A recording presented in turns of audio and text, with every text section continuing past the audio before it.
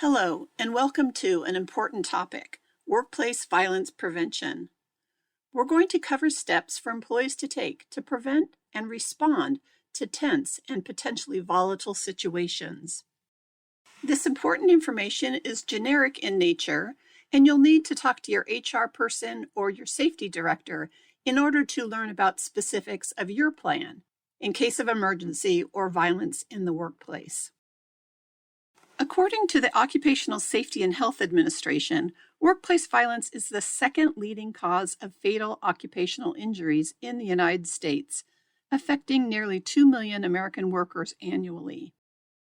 Other alarming statistics are that there were 761 workplace deaths caused by violence in the workplace in 2021 in the United States, and 2.6 million non-fatal workplace injuries.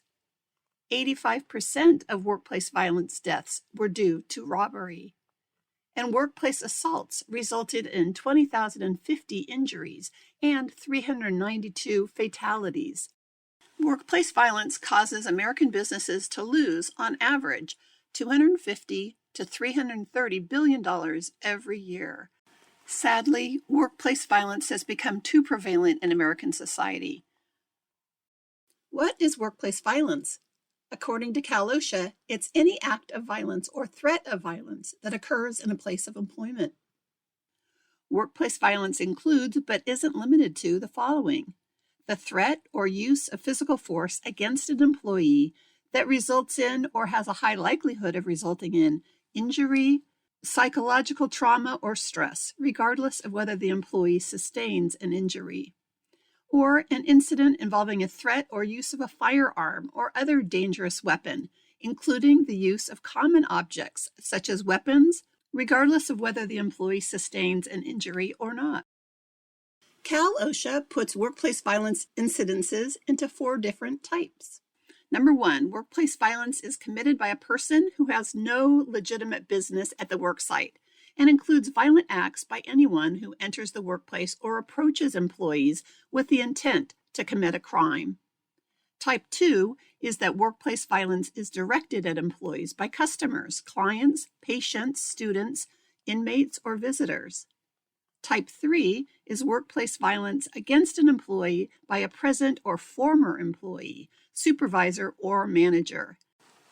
And type 4, which is workplace violence that's committed in the workplace by a person who does not work there, but has or is known to have had a personal relationship with an employee.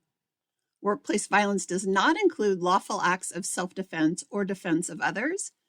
And workplace practice controls are procedures and rules which are used to effectively reduce workplace violence hazards.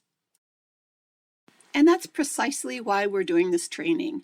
The first reason is to build your skills and confidence in your abilities to effectively respond to a potentially violent situation so you know what to do and you're confident in your abilities and your knowledge.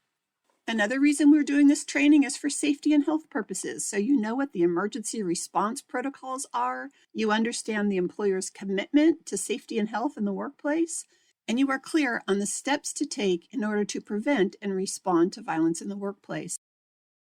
And thirdly, it's important to recognize that employers have the duty to provide a workplace that is free of any recognized hazard under the Occupational Safety and Health Act's General Duty Clause.